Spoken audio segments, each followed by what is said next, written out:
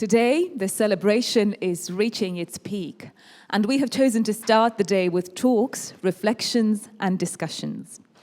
Cienījamās dāmas un augsti godātie kungi, man ir tas gods uzrunāt cienījamo Keitu Rothko Prizelu, kas jau vairāk kārtīgi ir mērojusi tālo ceļu no Amerikas Savienotajām valstīm pie mums uz Daugavpili, tādējādi apliecinot gan savu lojalitāti Rothko centram un, protams, godinot sava tēva, mākslinieka Marka Rothko piemiņu. Ladies and gentlemen, it is our great honor to welcome Kate Rothko Prizel, who has made another long journey from the US to reaffirm her loyalty to the Rothko Center and, of course, to honor the memory of her father, the great artist Mark Rothko.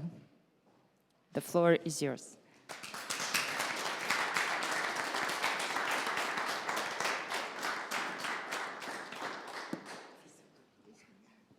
Good morning, and I hope you'll forgive the relative informality of sitting down, because I think for a comparatively long talk that's probably better, and I can take a glance then at my notes here and there. I wanted to preface this by saying what an honor it is to be here for the 10th anniversary of this incredible art center, which so many people here have been involved with, first of all, creating, Farida Zelatilos, worked for years to bring about the birth of the center in 2013. And so many other people here, Mars Chachka and, numerous members of the very committed staff here who have, seen the center through this wonderful first 10 years. And we're looking forward to how things will develop. I've had, the honor to be in Daugavpils, I guess, 5 times since 2003, when I first visited here for the wonderful centenary celebration that the city put on. And it is always wonderful to come back. I always feel the warmth of the city and an incredible welcome when I come here. As the daughter of Mark Rothko, I am certainly not trained as an art historian or an art critic. In fact, I went in a totally different direction from my father and became a physician. So this is obviously, I'm not here to give you an art historical discussion of my father's work. I'm really here to give you a more personal reminiscence of his life, and particularly my personal memories. And of course, those started a little bit later in life, because I wasn't born until my father was 47. So there are many aspects of this talk which I'm obviously having to draw on things I learned later, either from reading or from other friends of his or whatever.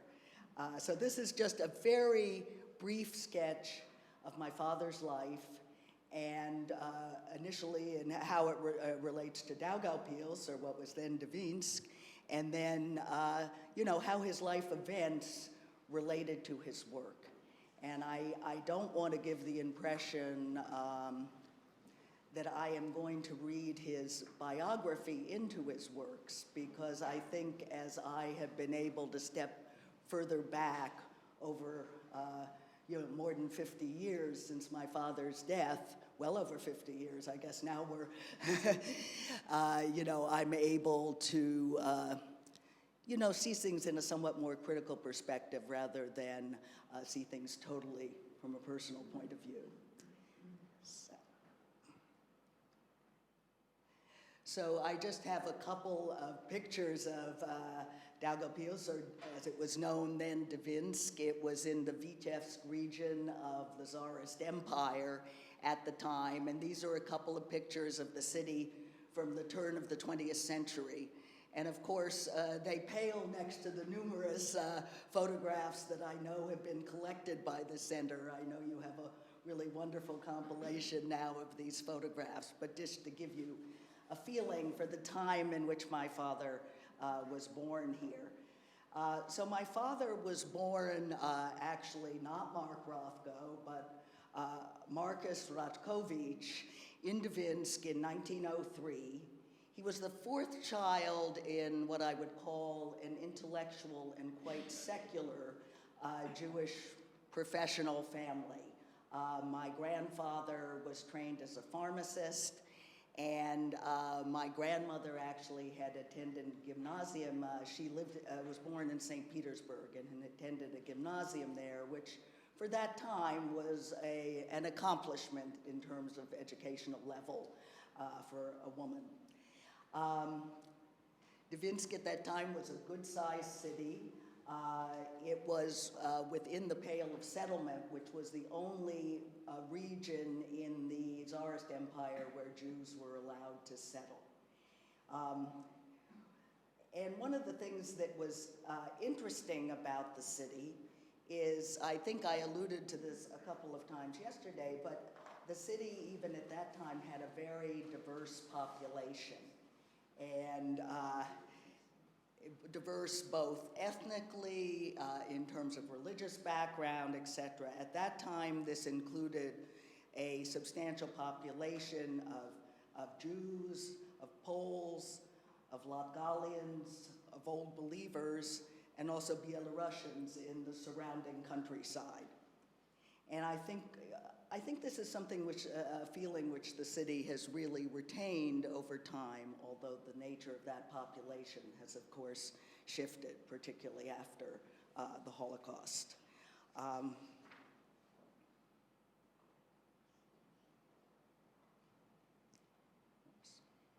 This is just a picture of the family. My grandfather, Jacob Rakovich, on the left, he was trained as a pharmacist, and actually I have learned from Zilatilo's research that some family history which I did not know. Too close or closer? Closer? Okay. Some family history which I did not know, which is that his father that he was born in a small what we might call a shtetl in Jewish parlance, but a relatively small village in, actually in Lithuania. We've learned this little bit of background, and that my great-grandfather was an accountant. So he was from a line of relatively well-educated people. And there's my grandmother on the bottom. Her maiden name was Anna Golden. And she was, for reasons which we've never been 100% sure, she was nicknamed Katya. And I have actually was named after her, Kate being the English equivalent. And then the four members in the front are members of my father's family. The one with the bow tie standing in the back is apparently a cousin whom my uncles talked about keeping up with until early on in World War II. So you have on the right my father's elder brother, Moisier, his sister, who was Sonia, who was actually the oldest member of the family, and his somewhat younger brother, Albert. And my father then is the young man sitting in front. There was a big age gap, and I think this is a tradition we've followed in the family. So the gap between his elder sister and my father was 13 years, and we've followed that along in the next generation because I have a brother who is 13 years younger than I am. And because there was that age gap, when my father was born, his siblings were well into their education, and in fact, before they left Dvinsk, all of them had finished university and begun some sort of professional practice. So both of his brothers had become pharmacists, and his sister Sonia had trained as a dentist. And this is just a somewhat cheesy picture of immigrants arriving, obviously not a good representation of my father's situation arriving in New York around the turn of the century. But my father was not, and the family were not destined to stay in New York City because they had relatives who had previously emigrated from the Pale of Settlement and had ended up settling on the west coast of the United States in a city called Portland, Oregon. Now, interestingly, unlike many immigrants from the Pale of Settlement, my father's family certainly did not leave to look for better economic opportunity. They were actually fairly well off in Daugavpils, although I understand that my grandfather was a terrible businessman and he was really much more successful running the hospital pharmacy where he had a salary than running his own, from what we understand. But my grandfather was very emotionally affected by the pogroms that occurred in 1903, not anywhere near Daugavpils, much further south, but of course the news of this traveled. And my grandfather had a real emotional reaction to it. And in fact, that took the form of his making a decision to turn from a totally secular lifestyle to a more religious one. And the story was that he was really the only one in the family who wanted to make this turn.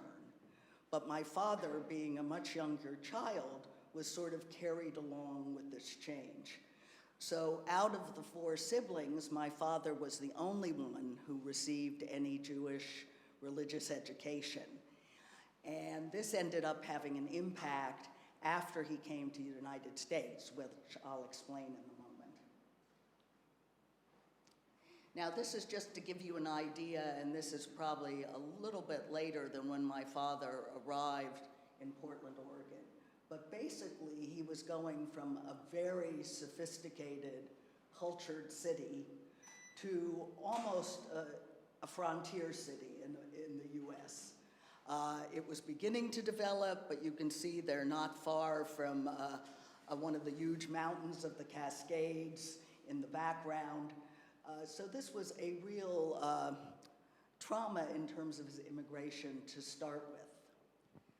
Not to mention the fact that he came as a very young child not knowing any English and, was thrown into going to, he was actually put back, he was about 10 when he arrived in the US, and he was put back into 2nd grade, which I'm sure was traumatic for him to start with.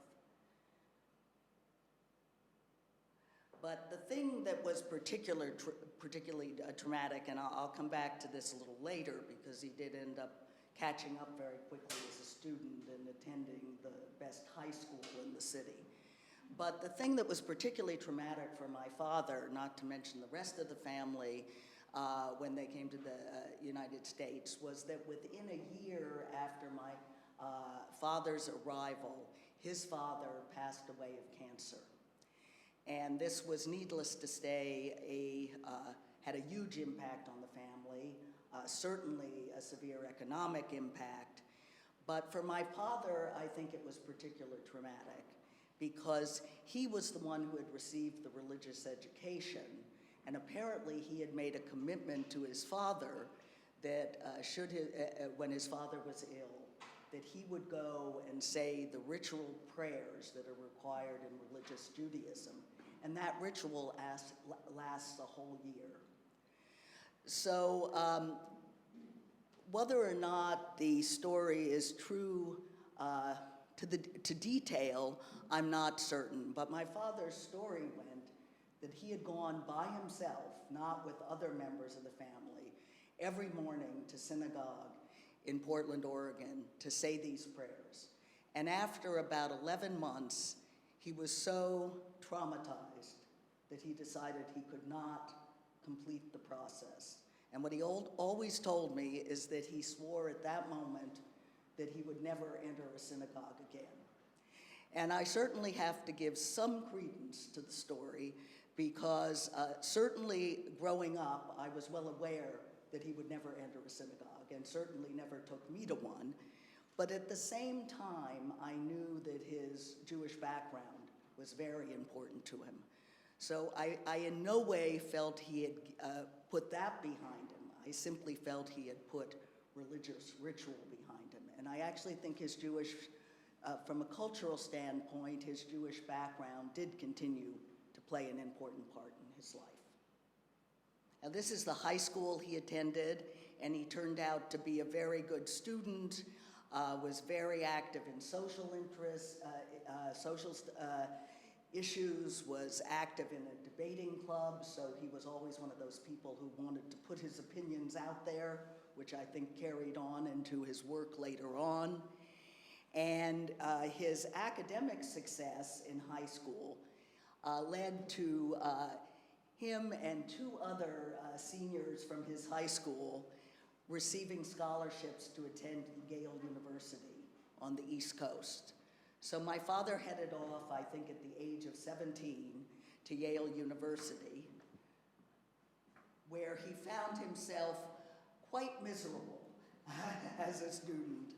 I think he felt himself very out of his element at that time in the early 1920s. Yale University was a very elitist institution, very Protestant, and there was really probably little room for non-Protestants and certainly very little room for Jewish students.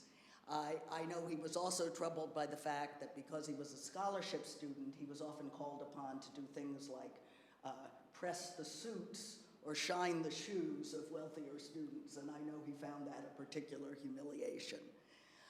So during his first 2 years there, he continued his interest in the social sciences and social issues. Certainly at that time he had a socialist bent in his thinking, was very involved with working classes and the struggle of the working class.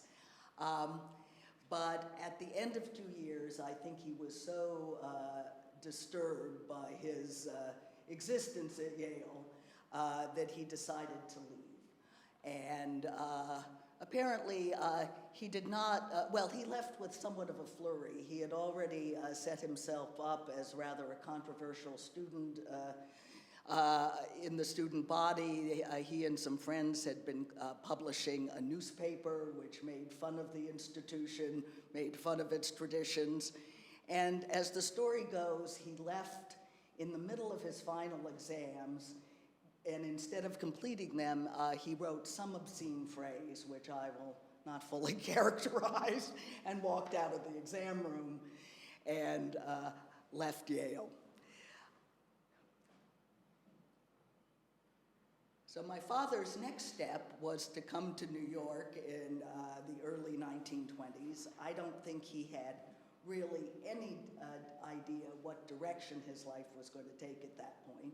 I still think in that early period, he was very much thinking he might do something, get involved in workers' movements, be involved in politics in some way. So I think he really didn't know what he was going to pursue.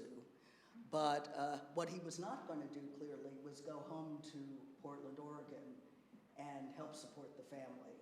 And I have to say over the years that there was a certain amount of resentment of that in the family, which, as I've grown older, I've come to understand better.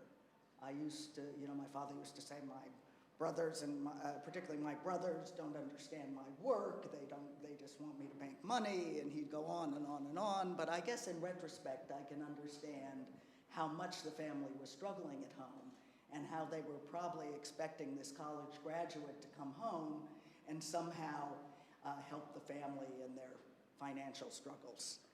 But he had no intention of doing so. And he arrived in New York, and as he said, he planned to bum about and starve a bit.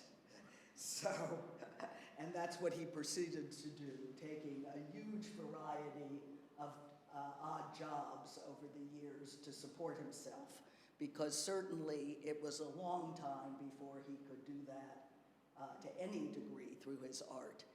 This is just a picture of the Art Students League in New York in the 1920s. The building still looks very much the same today. Amazingly, it's still standing amidst all the modern construction.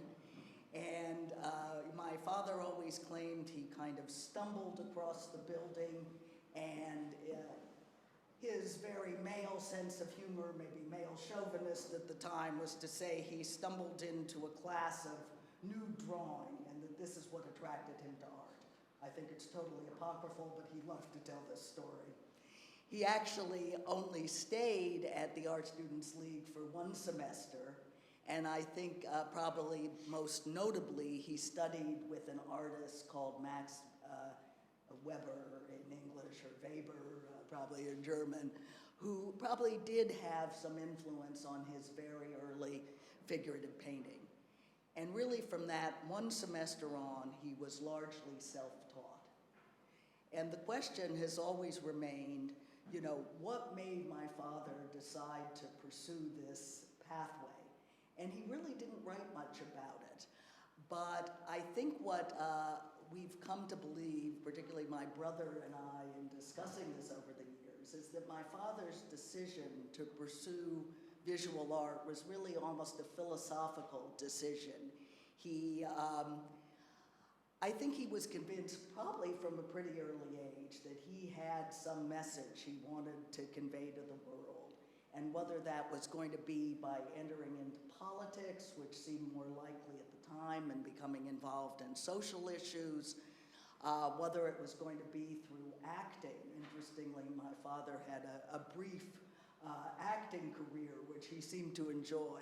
And one funny story, which we had always thought was simply a story, is that my father had acted in a summer theater where a very famous actor in America at the time called Clark Gable had actually been his understudy. So he had been the star of the show and Clark Gable was his understudy. Well, amazingly, about 5 years ago, we stumbled across a playbill from the summer theater, and the story turned out to be true. So perhaps my father had an intention to get his voice out to the world through acting, I don't know. But somewhere along the line in the 1920s, as he was studying and teaching himself visual art in New York City, we think that he really stumbled upon visual art in a sense as the way he wanted to get his message about what he talked about later as the human condition, as humanity in general across to the world. He was not the child who drew on every scrap of paper. This was really something he came to later. So this is just a picture of my father in the late 1920s in his very small studio, probably working on some very early work which was very small in scale and he could do in this kind of space. So at this period he was doing a lot of sketches on paper, also some watercolor on paper, and then he moved along to figurative work on canvas. And these actually are perhaps not most representative of his figurative works, but I put them here because they have more personal significance. On the left is a very early portrait he did of my grandmother, which the good news is it has been really very successfully restored since this time, and we are actually able to hang it in our apartment, which is I am particularly happy about because I never got to meet my grandmother, but from everything I can see, this is a wonderful representation of her. And then this is a rather strange self-portrait he did somewhat later in the 30s. Very interesting, we always point out the fact that he's hiding himself behind the dark glasses. But unfortunately, this is the only self-portrait we have, so he's not one of those artists who painted many. Now, also in the 1930s, a group of painters who later were associated with the abstract expressionist school came under the influence of a mentor who was more of a figurative painter, but in a very expressionistic style, a painter called Milton Avery. And Milton Avery actually became the mentor not only of my father, but also of Adolf Gottlieb and Barnett Newman, who went on to be two important members of either what was sometimes called the abstract expressionist group or the New York School. And he really had a significant influence on my father's work. And so this is just a photograph of Avery in his studio, and we are privileged to have this one portrait that Avery did of my father at that time. So this is always a treasured piece. I have too many hands to do things here. So. And this is, a later piece from the figurative period, and in a way, I don't know how many of you have had a chance yet to walk through the new exhibition, the new group of Rothko works that are here. But in the group here now is a representative of what has been called my father's Subway series. And there was a substantial group of these paintings that he painted in the somewhat later 1930s. There is a single figure here represented in the new exhibition, and this is another group of figures in the subway. And what I always note about the New York subway is how low the ceilings are. You really feel you're in an incredibly confined space. And I think this group of paintings really gives you the feeling that the figures are almost in a kind of prison. And I have to say now, when I walk into the New York subway, that is often my reaction. Now, an interesting aspect of my father's life, which apparently spanned from about 1929 to the late 1940s, was that he had a long stint in which he taught children's art at what is called the Jewish Center in Brooklyn, New York.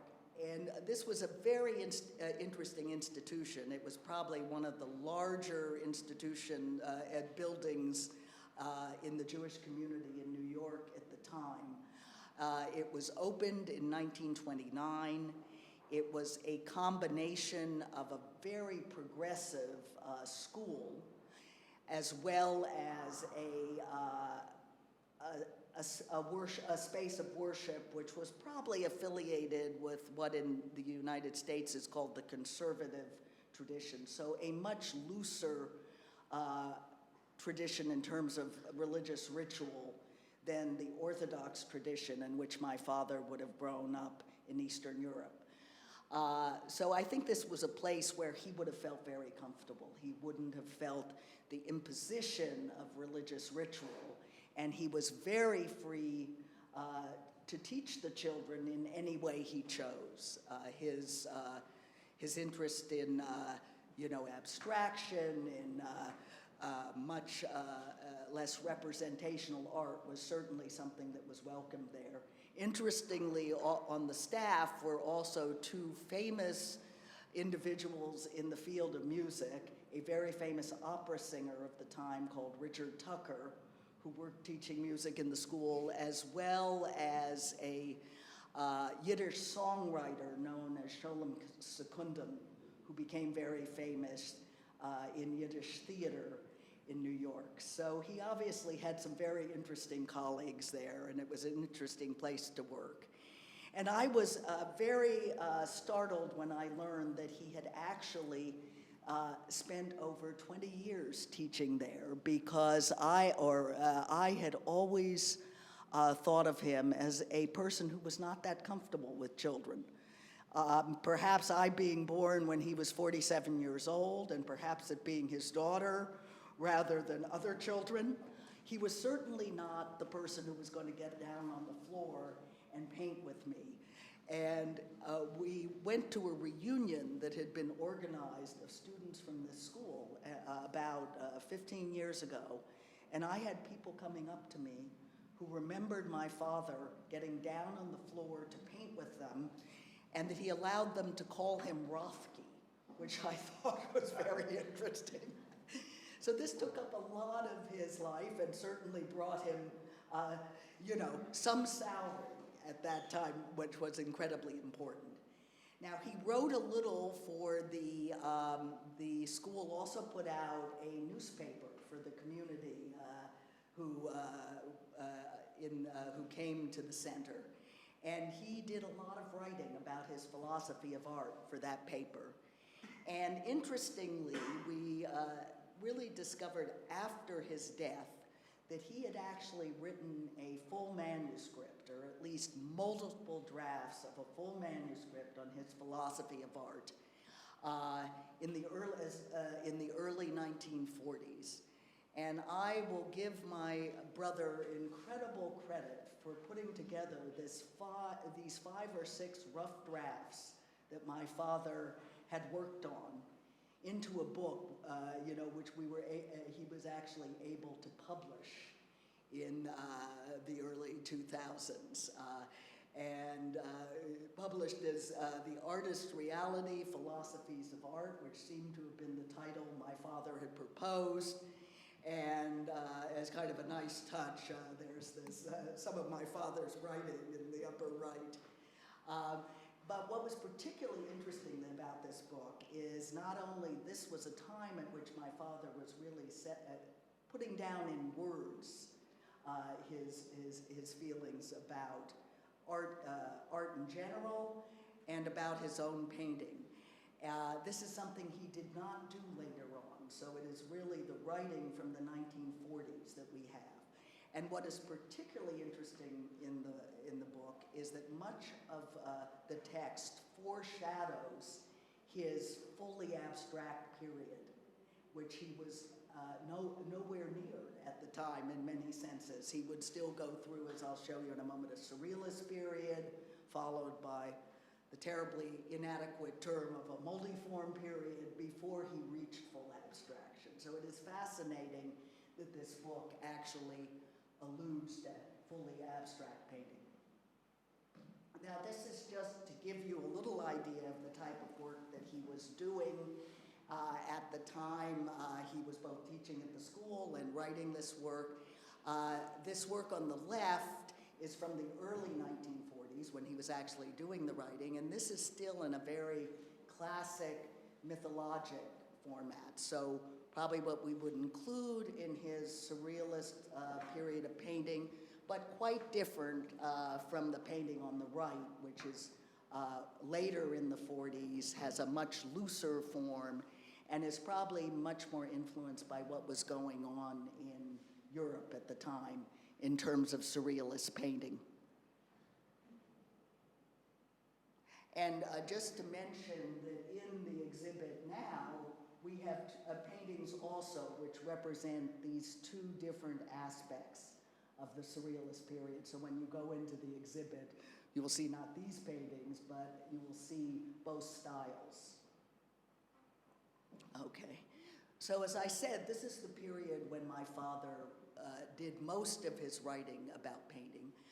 This quote is actually taken from a piece that my father, Adolf Gottlieb, and Barnett Newman wrote that eventually went to the New York Times and was published. And what I always focus on here is the fact that my father always asserted that subject matter was important in painting. And this is certainly a theme that he carried through, not just in this period, but through into his abstract period. So he never felt that he was painting anything that was meant to be an aesthetic experience for his viewer. He always insisted that there was content in his work, and he was always very concerned that his audience should understand that. The other thing that is interesting here is that that they emphasized the tragic in their work. And I find that particularly interesting because my father's earlier and very bright work of the 1950s, which I'll show you in a moment, does not always strike the audience immediately as tragic. And yet my father again and again emphasizes human tragedy. So even his brighter works, he doesn't see as conveying a lighter side of the human existence. And just a little personal aside here, in 1945, my father met rather in an unexpected fashion and married my mother, at the time called Mary Alice Beistel, although she never used the Mary Alice and was always called Mel, who had just recently finished university where she studied art. She had also worked even as a teenager as a book illustrator. In fact, my grandmother had written some books which my mother had illustrated, which had been published while my mother was still a teenager. My mother always swore that after art school, she had had a pretty conservative father who had insisted she could not move to New York and go to art school there, which had been her dream. She had gone to a much more conservative art school. But it turned out that my grandfather had passed away while she was in college. Having a much less conservative mother, as soon as she left college, she moved to New York City to try to pursue her dream of, really seeing what the New York art scene was like. And within about 4 months of their meeting, they married. And I just give this as a prelude to showing you the next couple slides. This is my father in his studio. He was still working in relatively small spaces, usually a small space that he had cordoned off within a small apartment in which they were living. And he was still working most of the time at an easel, and you'll see that this would certainly have been possible with the scale of the two surrealist paintings that are here. This is the one exception, this painting in the background here, which was the one very large-scale surrealist work on canvas which he did. I don't know how he did this painting in this space, but somehow he created it. This is a paint.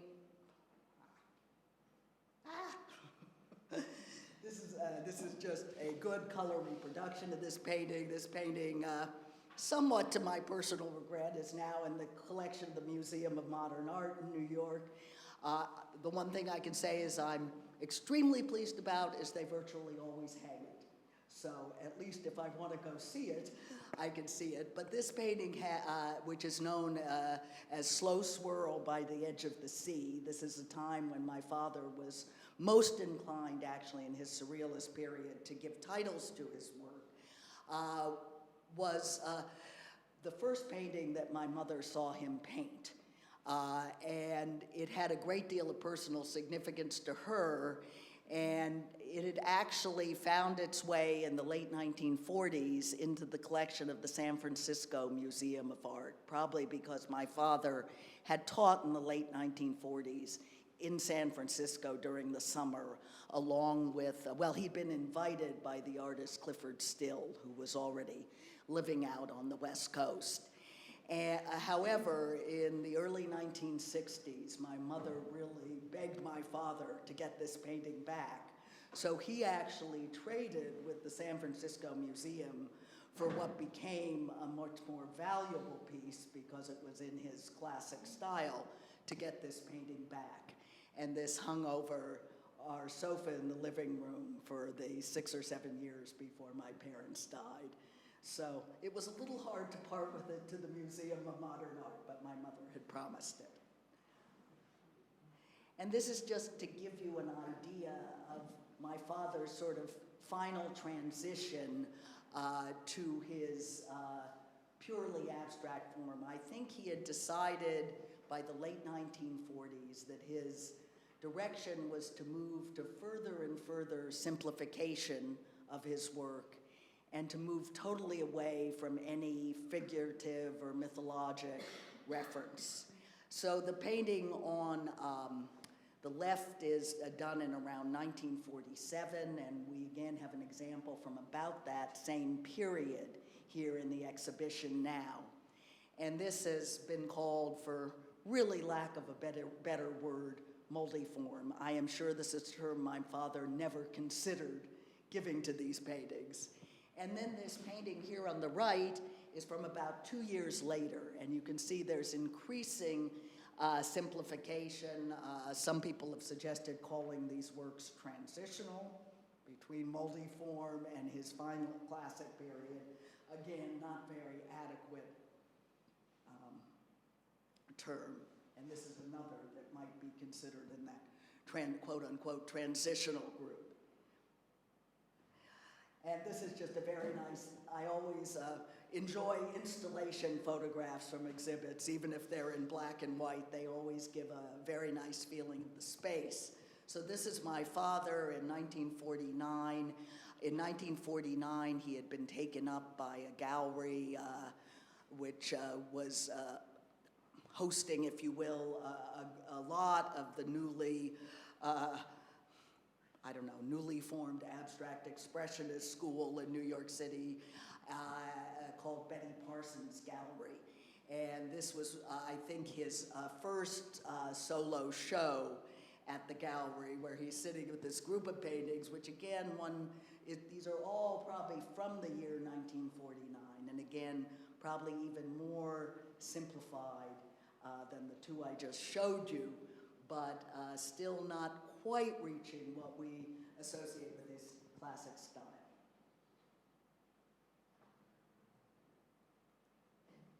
And this picture is actually taken from an article in Life magazine published in 1950. Suddenly, the more popular press in the US was waking up to the fact that there were artists who were due some recognition in the US. Before that, because there had been a lot of refugees fleeing from World War II in Europe, there was much more attention given to the modern work being done by the emigre European artists.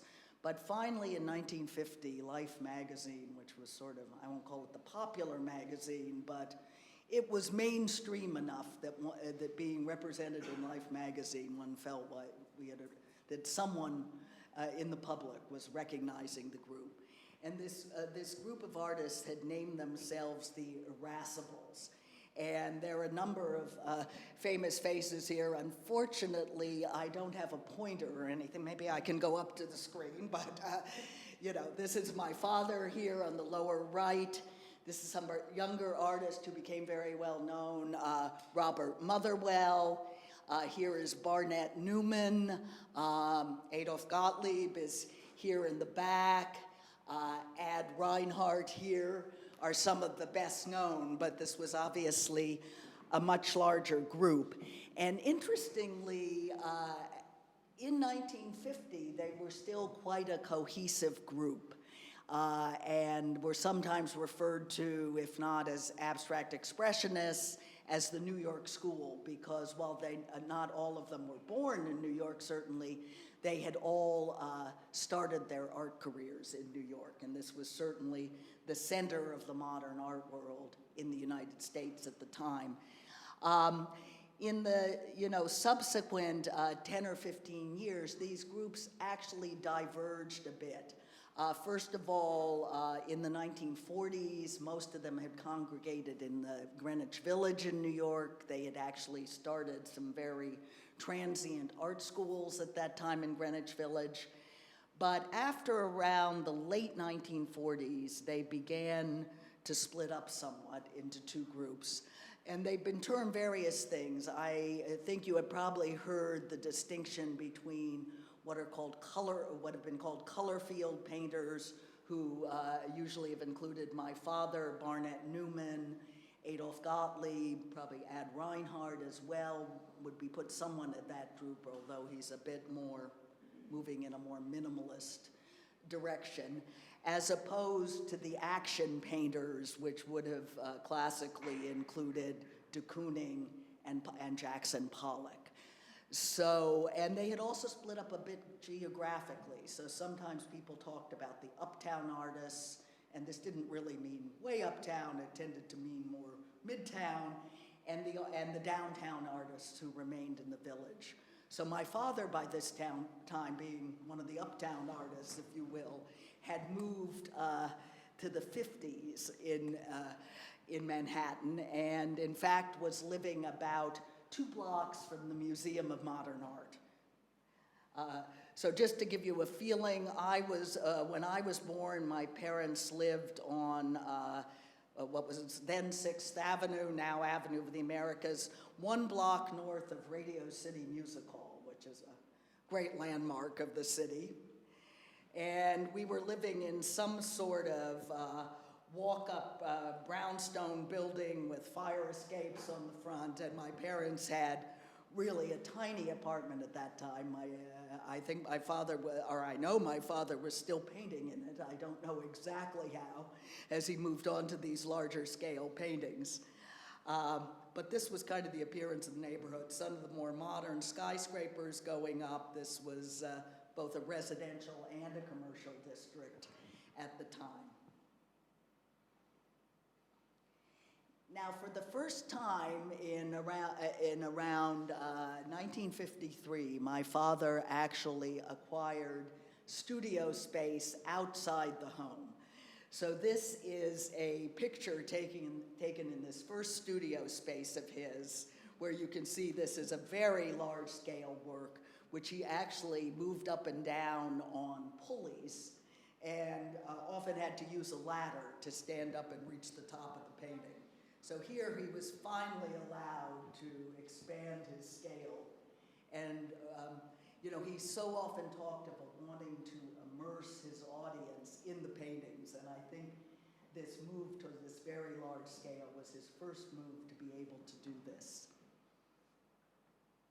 And this is just a nice picture of my mother and father contemplating his work in the studio, and a toddler picture of me, undoubtedly irritating him in the studio and taking away from his painting time. And these are just 2 reasonably representative works from the 1950s. And again, I just want to bring you back to the idea that my father, despite the bright colors seen here, felt he was expressing tragedy in these works. And this is something that I've learned much more about since his death. And I don't know that was necessarily my reaction as a child, but this was clearly his intention. Now, the one, just quickly to emphasize here, that one of the things that was particularly important to my father was the viewer and his audience. And he was very concerned that the viewer should understand his paintings. So if he were to sell a painting to an individual, he would want to meet the individual, spend some time talking to them about his art, and really be sure they understood what he was after. And the one thing he particularly was concerned about avoiding is someone who wanted to hang a painting of his, let's say, over their fireplace in a way that matched the rest of the decorations in the home. And he was very worried that his art would be considered decorative, and that was certainly not what he intended. And I know I'm running a little out of time here, but it's okay, or I will, okay, because I just wanted to talk about a couple of his mural commissions, because this is something that became very important, and probably, perhaps I should say the most notorious of his mural commissions, not because of the paintings, but because of their history, is his first mural commission, which has been known as the Seagram Mural Commission. He was, in the late 1950s, there was a very large new office building being built on Park Avenue, with being designed by Mies van der Rohe, who was a modern architect from Europe. And within that building, the dining area was being designed by a famous American architect known as Philip Johnson. And my father was invited by Philip Johnson to create a series or a set of murals for a private dining room, which was supposed to be adjacent to a restaurant. Now, there's been a lot of controversy over the years, but I certainly understood, and I've certainly heard corroborated by several people who worked with my father on the project at the time, younger artists who would assist him, with whom he was also had very close relationship, that my father at least seemed to believe that this dining room was going to be for workers in the building, and that he felt in some way that this was going to serve a socialist purpose, which I think was still important to him. He was still thinking of the worker.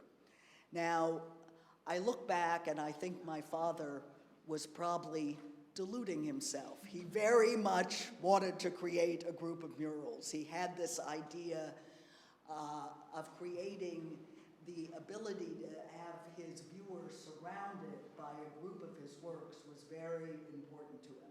And this was actually going to be his first opportunity to create a permanent space where he could accomplish that. But I think he was truly deluded, because he said this to both of his younger artists who worked with him as assistants, the same concept, that he thought this was going to be a workers' dining room. There have been many stories which have floated about since, and I won't try to resolve the controversy, but I have some belief that he truly had this feeling in the back of his mind. It's certainly what he always told me as a child. Now, what we believe to have been the inspiration for the structure, if you will, of these murals was my father's visit to Michelangelo's Laurentian Library in Florence. I had certainly never been there at the time. I had never traveled to Europe. So actually, my father began the mural series and really in 1958. So presumably his knowledge of the Laurentian Library was based on the 1950s trip he took to Europe with my mother. They traveled to Europe in the beginning of 1950, and presumably he saw this space then. But I think the configuration of these windows, which of course are actually block, they're not truly windows, you will see is very reminiscent of the configuration of the murals. So my father, certainly the studio space I'd shown you and the subsequent one he had in the same neighborhood were not going to nearly meet the needs to create, to try to recreate the space that these paintings were going to occupy in this dining room. So he rented space in a much larger space that was actually very high ceilinged. It was actually an old gymnasium before he converted it for use as a studio. So it gave him the height he needed to imagine these paintings in the space that was anticipated. You see, obviously, he still has earlier work hanging around his studio that was typical of him, but he's begun to work on probably on some of the backgrounds for the murals over here on the left. And this is just a single mural panel. It actually has been a little bit in question which particular panels. He probably painted almost 30 panels, and from these narrowed down what was planned for the space. So this is just one example of the panel of one of the ones that we believe was planned to go into the original space. This is just actually I'm going to skip these two sides because it is an aside and I am running behind. So we'll proceed with the, so this is just an idea. When my father, we did take a trip to Europe, which I will not dwell on, in the summer of 1959, right after he finished the mural series. And he had not actually seen the space where the paintings were going to be. And when he returned, Philip Johnson very proudly invited him to the opening, or to shortly after the opening of his new restaurant for dinner. And this is the interior of what was then probably one of the most glamorous, if you will, but also what we say in the US, over the top, too glamorous for its own good restaurant in New York City at the time. My mother and father were invited there for dinner.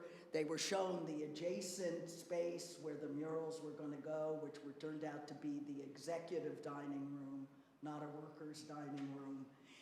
But needless to say, my father was so appalled by the appearance of the space, by his fellow diners and things, that I still remember as probably still an 8-year-old at the time, the anger my father, how he came home screaming about his experience at dinner and how he was determined to withdraw the commission. And indeed, he went ahead and did that. And I have to say, it showed, some real commitment on his part, because he had already received quite a large monetary advance on the project, which he had then to pay back, which in 1959 was not that easy for him to do.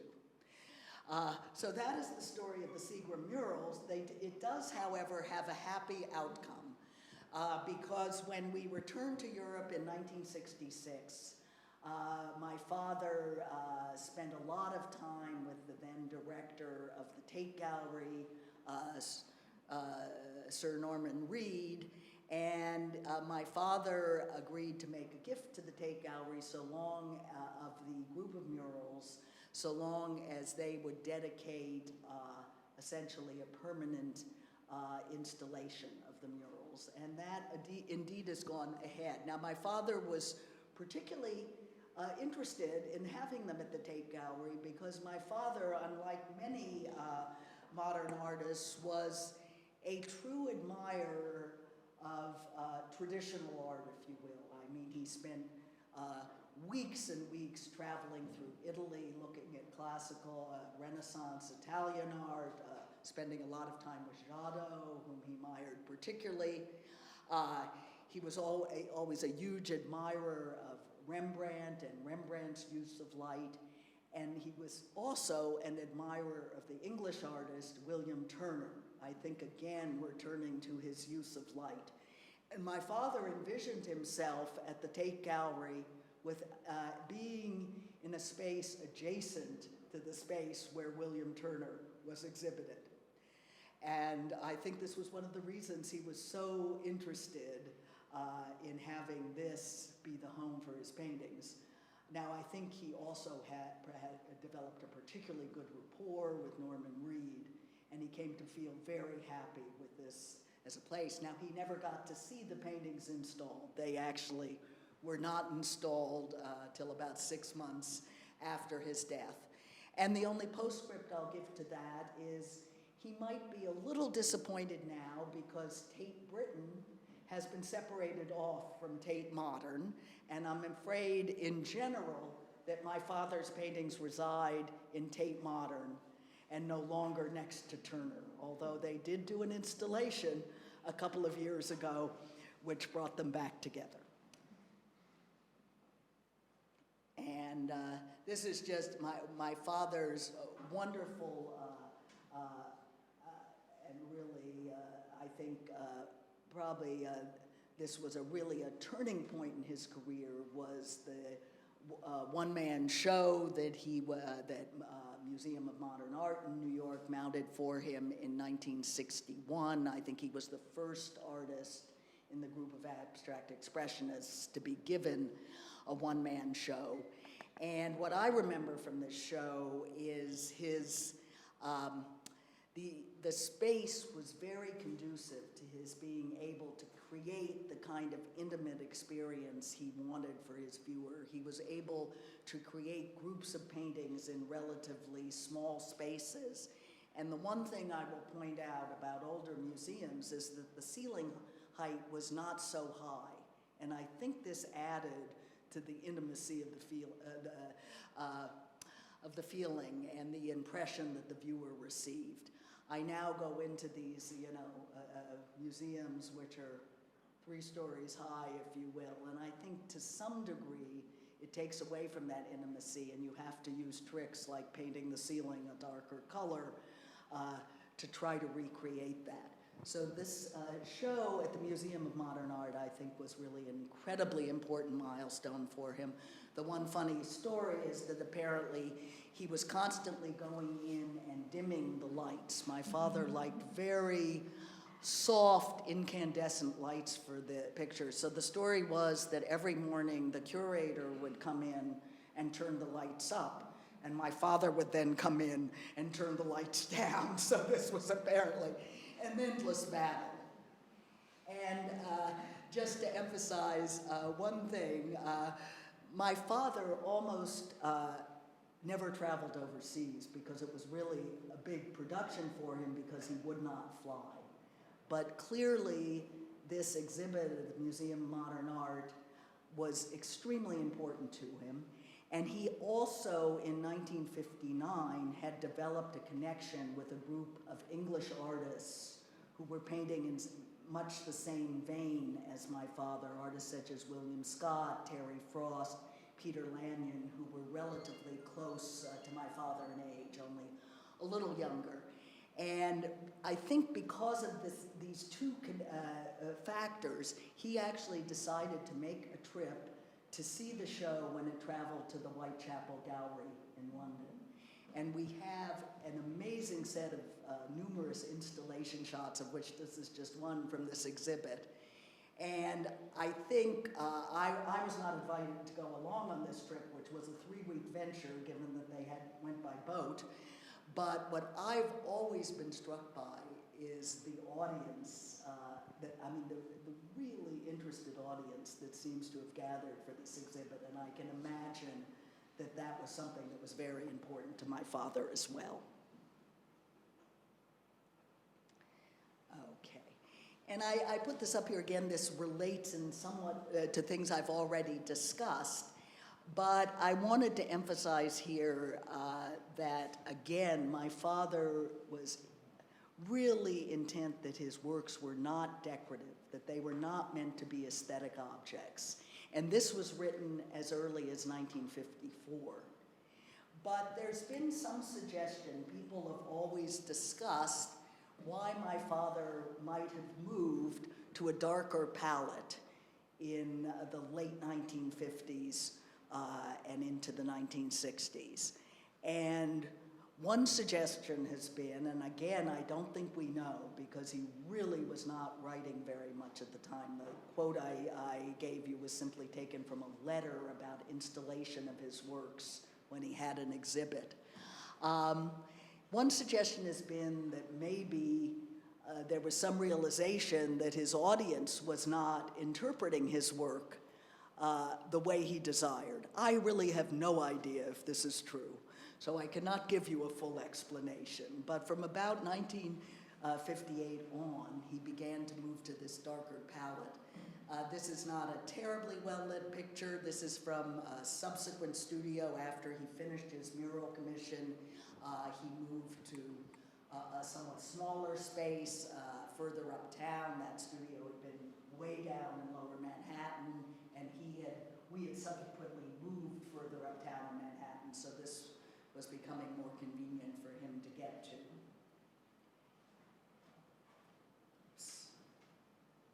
And, this is just some example of these paintings in a somewhat darker palette, certainly not uniform in any way. So there were these dark reds and browns, but he also did some paintings in a blue-green vein in this period. And this is just, I would have to say that the next personal note in his life, this is a picture of my brother as a toddler. My brother, as I said, came on the scene about 13 years after me. And I've always said that this painting, which was painted in 1963, I feel was a tribute to my father's joy at having this new child, which I think was, again, probably like my father, not anticipated. But there was a lot of enthusiasm. So I joke with my brother, we have fondly called that painting I showed you earlier, Slow Swirl by the Edge of the Sea. We've named it after my mother, something like Mel Ecstatic, so he was so excited about meeting my mother. So I've named this painting Christopher Ecstatic after my brother because I feel like it's a tribute to him. And now, one thing, this is just my father actually sitting in a studio space that he created in a garage one summer that we spent on Long Island. My father couldn't spend a summer not painting, and he really didn't like to be dragged away from New York, but once in a while my mother convinced him he had to go. And the one thing I really wanted to emphasize here is for my father, painting a painting was always a very slow and considered process. And, so he would paint a painting over several weeks, not over a day.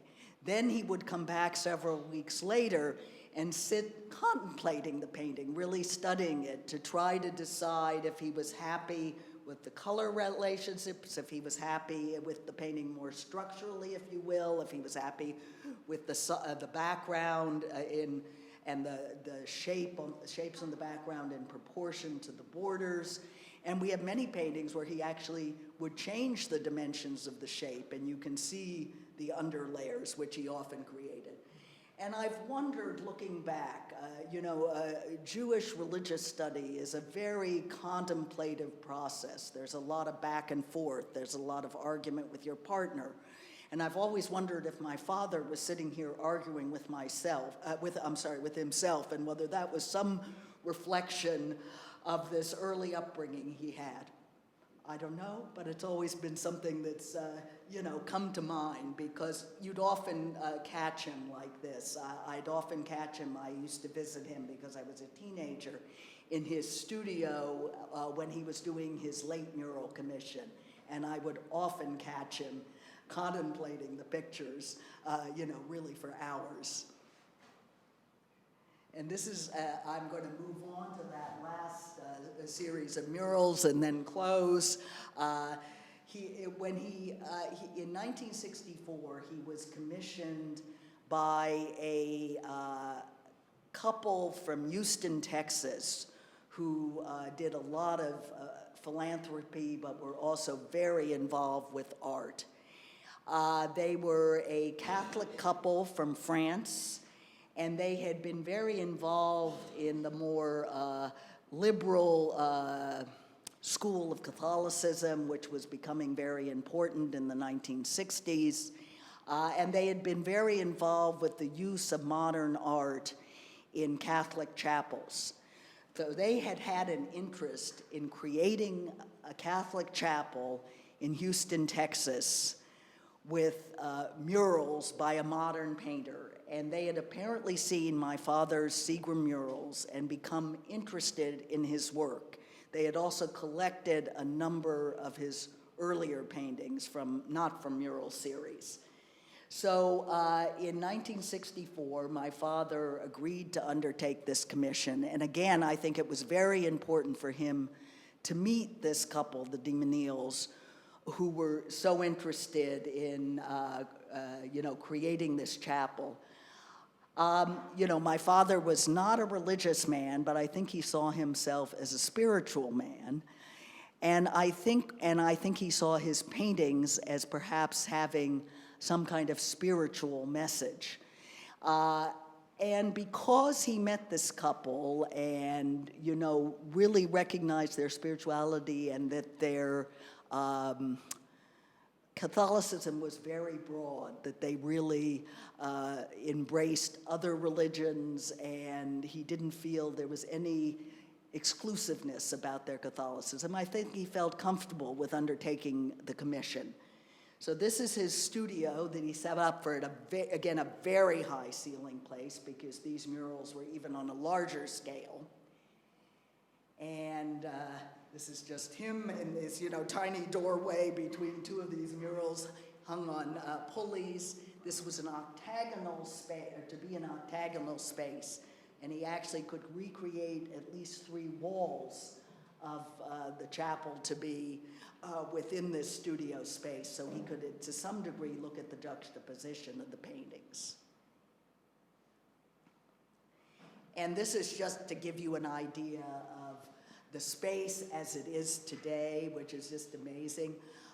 It is hard to see in almost any reproduction, but these triptych panels, and they go off to the right and to the left here, are actually have no shapes on them. They are simply 3 canvases in slightly different tones.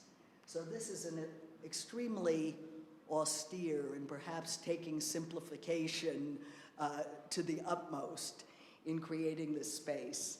And I know when the DeMille's first saw these paintings, they were actually somewhat taken aback. They weren't they knew my father had moved to a dark palette, but I don't think they had anticipated this dark a palette. And I know Mrs. DeMille tells a story of walking in and seeing the paintings and being initially a little shocked, but then sitting down and spending time with them and realizing the meditative and spiritual atmosphere which they created.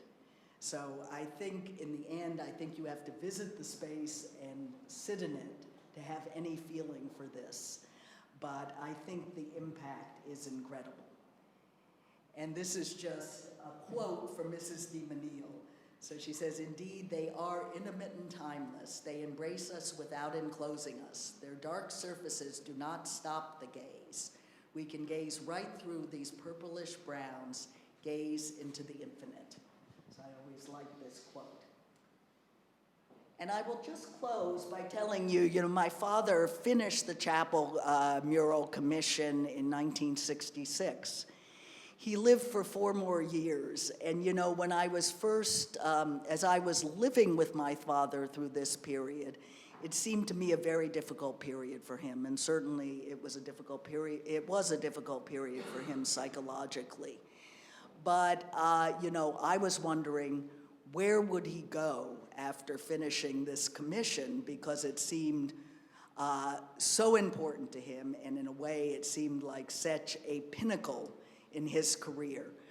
But interestingly enough, he had a very severe medical illness about 2 years after finishing the commission.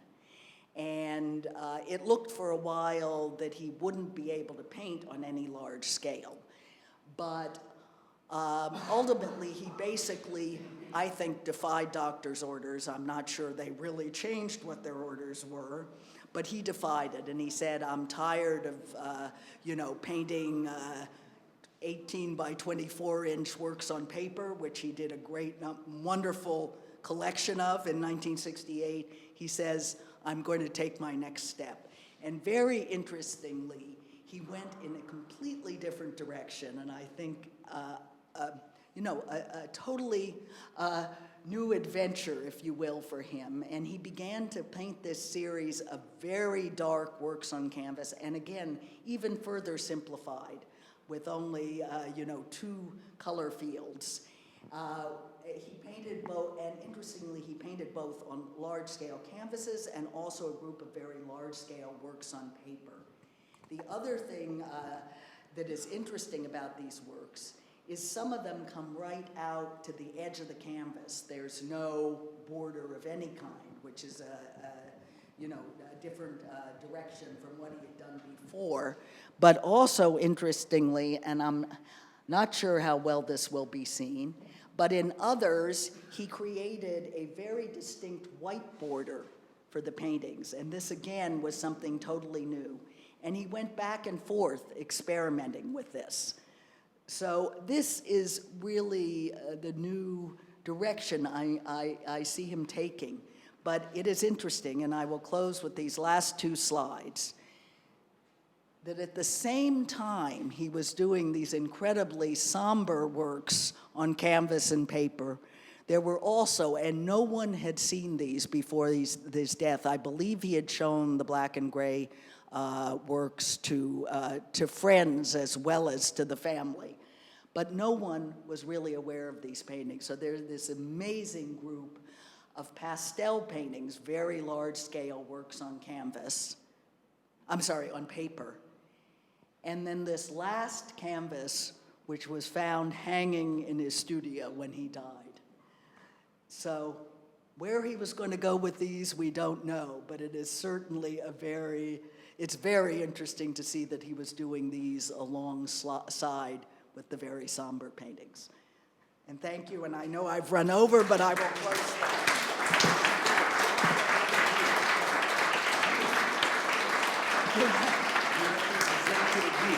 Yes. Thank you.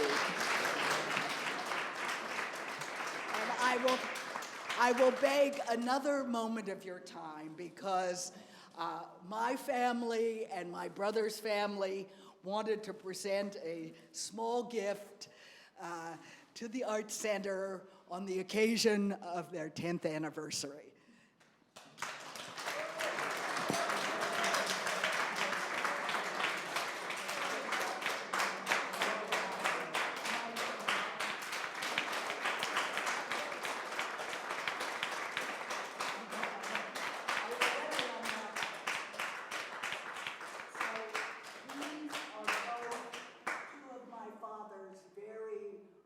Sketches, which he might have been doing in that picture of him from the 1920s at his desk.